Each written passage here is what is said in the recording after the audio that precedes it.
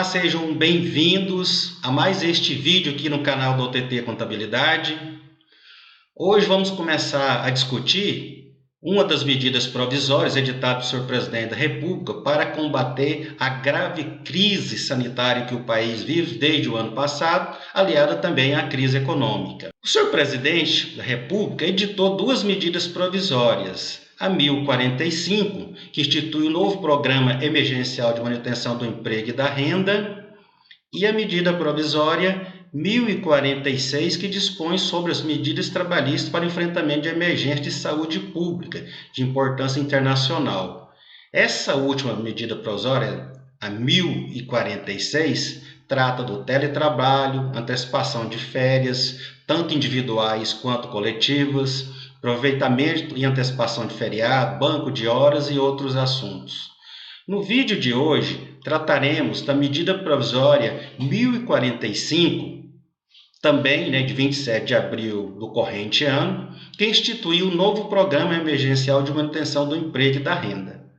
O objetivo desta medida provisória é preservar o emprego e a renda e também reduzir o impacto social decorrente das consequências da Covid-19, que assola o nosso país desde 2020. É uma espécie ou uma segunda rodada das medidas provisórias editadas no ano passado para fazer frente a essas crises, tanto de saúde quanto econômica. E este talvez seja o único programa do governo federal que efetivamente produziu resultados. De acordo com a União, com o governo federal, estas duas medidas do ano passado, para combater as duas crises, estas medidas geraram 142 mil novos empregos no decorrer do ano passado. E, segundo o próprio ministro da Economia, evitou que 10 milhões de brasileiros perdessem os seus empregos, na medida que autorizou redução de jornada de salário e suspensão do contrato de trabalho. Neste vídeo, vamos tratar da medida provisória 1045, como já frisamos. E nesta medida provisória, nós encontramos as medidas para fazer face à crise neste novo programa. E essas medidas são a redução proporcional de jornada de trabalho e de salários, a suspensão temporária do contrato de trabalho e o pagamento do benefício emergencial de manutenção do emprego e da renda, o chamado novo bem. Essas medidas positivadas pela medida provisória 1045 não alcançam certo tipo de trabalhadores, como, por exemplo, os trabalhadores do setor público, tanto da administração direta quanto da administração indireta, porque se entende, ou entende o governo federal, que esses empregadores não precisam, e esses trabalhadores também, de ajuda nesse momento de crise nacional, em razão da estabilidade que gozam os servidores públicos, e uma espécie de estabilidade do emprego que gozam os empregados públicos. Como que empregado e empregador podem formalizar os negócios jurídicos envolvendo tanto a redução de jornada e salário e a suspensão do contrato de trabalho?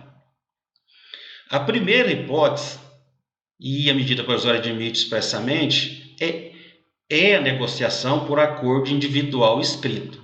Portanto, empregador e empregado podem subscrever acordo individual escrito a respeito dessas medidas. Mas o acordo individual escrito está reservado para redução proporcional de jornada e salário de até 25%, ou na redução proporcional de jornada e de salário, ou suspensão quando o acordo não resultar em diminuição do valor recebido mensalmente pelo empregado.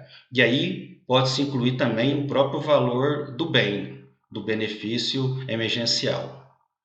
Uma questão que se colocava desde o ano passado, que já foi resolvida, é se empregado e empregador poderiam promover essas medidas, implementar essas medidas por meio de acordo individual escrito, pois a Constituição Federal, no artigo 7º, inciso 6, garante a irredutibilidade de salário, salvo disposto em convenção ou acordo coletivo. Essa disposição constitucional, convenção ou acordo coletivo, gerava muita dúvida, porque o acordo coletivo sabemos que é um negócio jurídico entre o sindicato dos empregados e uma empresa. Agora, a convenção, tal qual escrita na Constituição Federal, poderia ser uma convenção coletiva ou uma convenção, um negócio jurídico particular entre empregado e empregador. O fato é que o Supremo Tribunal Federal decidiu na ADIM 63 que é válida a negociação por acordo individual, pois não há conflito entre empregados e empregadores, mas uma convergência sobre a necessidade de manutenção da atividade empresarial e do emprego dos trabalhadores nesse momento de grave crise nacional. E também as medidas poderão ser negociadas por meio de acordo individual ou de negociação coletiva nesta segunda hipótese, quando o salário do trabalhador for igual ou inferior a 3.000, ou quando se tratar de trabalhador com diploma de nível superior que perceba o salário mínimo igual ou superior, melhor dizendo, que perceba salário mensal igual ou superior a 2 vezes o limite dos benefícios do INSS. Esse limite hoje está, 6.433,57 multiplicado por 2, que dá 12.867,14. Portanto, até aqui já vemos duas possibilidades de empregados e empregadores negociarem a redução proporcional de jornada de salário ou a redução proporcional de jornada de salário e a suspensão do contrato de trabalho. Então, a primeira hipótese mencionada, a segunda também, quando se tratar desses salários mais expressivos, e para os empregados que se enquadram para os empregados que não se enquadram nas duas alternativas já mencionadas por nós anteriormente, para esses trabalhadores, as medidas somente poderão ser estabelecidas por convenção coletiva ou acordo coletivo de trabalho. Os acordos individuais realizados deverão ser comunicados pelos empregadores ao sindicato da categoria profissional do empregado no prazo de 10 dias corrido, contado da data da celebração. Uma questão que se coloca também é se esse acordo não for comunicado ao sindicato. Parece que a consequência seria uma mera irregularidade administrativa que poderia ser sancionada pelo Ministério do Trabalho e Emprego. A medida provisória 1045 também traz no seu artigo 20 que o disposto no artigo 486 da CLT, que trata do fato do príncipe, não se aplica nas hipóteses de paralisação ou suspensão de atividades empresariais determinado por ato de autoridade pública, pode ser municipal, estadual ou federal, para o enfrentamento da Covid. Portanto, está expresso no texto da medida provisória 1045 que o fato do príncipe não se aplica mais à administração pública. Entrando aqui na redução proporcional de jornada de trabalho e salário, temos que o empregador poderá acordar a redução proporcional de jornada e salário de seus empregados de forma setorial, departamental, parcial, na totalidade dos postos de trabalho. E pode fazer até por 120 dias. Um requisito básico é a preservação do salário hora de trabalho, ou seja, embora a medida provisória diga que se trata de redução proporcional de jornada de trabalho e de salário, na verdade o valor do salário hora é mantido, o que se reduz é o saldo total a se pagar de salário em razão da redução da jornada de trabalho. Na hipótese de acordo individual escrito, o encaminhamento da proposta do acordo ao empregado deve ser feito com antecedência, para que ele se prepare, estude, veja se vai aderir ou não. Com antecedência agora de 2 dias corridos. E a redução da jornada de trabalho será somente poderá ser feita nos seguintes percentuais: 25%, 50% ou 70%, que na verdade fica assim, 75% do salário atual mais 25% do bem, que é o benefício emergencial, ou 50% do salário atual mais 50% do bem, ou 30% do salário atual mais 70% do bem. Entrando na suspensão temporária do contrato de trabalho, devemos ressaltar que os efeitos da suspensão do contrato de trabalho geralmente são os seguintes: o empregado não trabalha e também não recebe. Por isso que se trata da suspensão do contrato de trabalho. Então, não há prestação de serviço nem o pagamento de salário. Nessa hipótese, o empregador poderá acordar a suspensão temporária do contrato de trabalho com seus empregados. Então, mesma coisa lá na redução, de forma setorial, departamental, parcial, na totalidade, até por 120 dias também. E deve comunicar essa intenção ao empregado, pelo menos com 2 dias corridos de antecedência. O empregado, durante o período de suspensão temporária do contrato de trabalho, fará jus a todos os benefícios concedidos pelo empregador aos seus empregados. E aqui a gente abre um parênteses para discutir a questão, por exemplo, do vale transporte. Ora, se há suspensão do contrato de trabalho, portanto, o empregado não está prestando serviço na sede empresarial. É devido o vale transporte?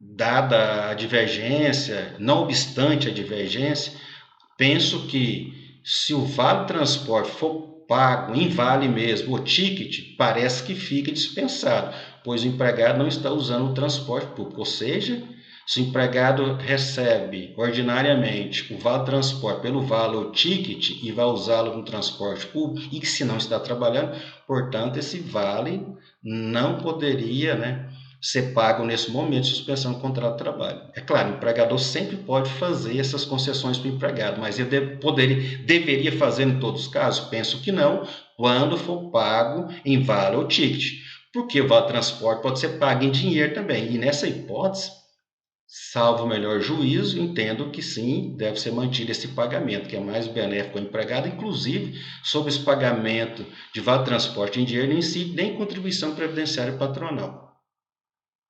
Por outro lado, fica autorizado ao empregado, que tiver seu contrato de trabalho suspenso, recolher para o regime de previdência social na qualidade de segurado facultativo, porque não vai receber nada, vai receber só o bem, 100% do bem, ou 70%, como veremos lá na frente. Então, ele pode recolher com o segurado facultativo para não ficar esse vazio no período de suas contribuições previdenciárias. A empresa que tiver oferido no ano calendário 2019 receita bruta superior a 4.800.000, é um referencial lá das empresas do Simples Nacional, somente poderá suspender o contrato de trabalho de seus empregados mediante o pagamento de ajuda compensatória mensal no valor de 30% do salário do empregado. Então, para as empresas de portes maiores, sobretudo aquelas que não são micro e pequenas empresas, cujo referencial objetivo são 4.800 de faturamento em 2019, para promover a suspensão do contrato de trabalho dos seus empregados, tem que pagar uma ajuda compensatória de 30%. Por fim, o benefício emergencial de manutenção do emprego e da renda. É o famoso bem, agora ele é o novo bem, que é uma parcela mensal em dinheiro custeada pela União. Portanto, os contribuintes da União que vão concorrer com esse pagamento. E o benefício emergencial de manutenção do emprego e da renda não tem nada a ver, ou pouco a ver, é um primo assim distante do auxílio emergencial que o governo, que a União está pagando nesse momento para as pessoas mais carentes da nossa sociedade, de baixa renda. As pessoas estão enfrentando esse infortúnio de maneira mais sofrida, mais penosa possível. O bem já está, o bem é no caso aqui da suspensão ou redução da jornada e do salário do empregado. Agora, o auxílio emergencial é com as pessoas carentes, que têm outro cadastro perante a União. Voltando aqui ao benefício emergencial de manutenção do emprego da renda, o novo bem, já repetimos que ele é dinheiro, custeado pela União. E quando que ele será pago? Na redução proporcional de jornada de salário e na suspensão temporária de contrato de trabalho. E o empregador deve informar ao Ministério da Economia se negociou redução de salário de jornada ou a suspensão do contrato de trabalho no prazo de 10 dias, contado no prazo de 10 dias, contado da data de celebração do acordo com o empregado. Se não apresentar nesse prazo, o empregador fica responsável pelo pagamento dos salários do empregado. Na experiência anterior do pagamento do bem, os dados eram fornecidos pelos empregadores à plataforma Empregador Web, e acho que isso continuará sendo do mesmo jeito. Vamos aguardar a regulamentação. A primeira parcela será paga no prazo de 30 dias, contada da data em que a informação tiver sido efetivamente prestada pelo empregador. O valor do novo bem terá como base de cálculo o valor da parcela do seguro-desemprego, como era anteriormente. e não alterará o valor do seguro-desemprego quando o empregado for utilizado na dispensa, por exemplo, sem justa causa. O que se adota aqui, né, são os dados do banco lá de dados do seguro-desemprego para se calcular o valor do bem. Na hipótese de redução de jornada e de salário, o bem será calculado com a aplicação do percentual de redução sobre a base de cálculo, como vimos anteriormente. Já na hipótese de suspensão temporária, o bem terá um valor mensal equivalente a 100% para as micro e pequenas empresas e 70% do valor do seguro-desemprego, conforme o porte do empregador, como vimos, micro e pequenas empresas ou demais empregadores, são considerados de grande porte. O novo bem não será pago a certas pessoas, como, por exemplo, empregado intermitente, e nem quem estiver, como regra geral, usufruindo benefício previdenciário, ou seja, estiver recebendo benefício do INSS. Há uma exceção, por exemplo, pode ser paga a pessoa que receba benefício do INSS no caso de pensão por morte ou auxílio acidente. O empregado que receber o bem fica garantida a estabilidade provisória no emprego. Portanto, se o empregado experimentou o recebimento de bem, a ele garante-se a estabilidade provisória. Em dois casos, né, somados. No primeiro, durante o período negociado, que pode ser até de 120 dias, como já vimos. Após a volta do trabalho, por período equivalente ao negociado, para redução ou suspensão. Então, o empregado que recebe o bem tem duas estabilidades provisórias, por assim dizer. A primeira, durante o próprio período negociado, digamos 60 dias, e depois que ele voltar, mais 60 dias. No caso de gestante, a estabilidade provisória começa depois da garantia de emprego, ou seja, é uma soma das garantias, né? Depois que a empregada volta do salário maternidade, portanto, após 5 meses depois do parto, é que começam a contar a estabilidade provisória para a gestante. Essas regras também, da medida provisória 1045, que trata da redução de jornada e salário, da suspensão de contrato de trabalho, também se aplica ao empregador e ao empregado doméstico. Para mais detalhes, devemos guardar a regulamentação, que geralmente sai por decreto ou outro ato normativo infralegal. Então era isso para hoje. Se você gostou desse vídeo, deixe seu like, se inscreva no nosso canal e até breve.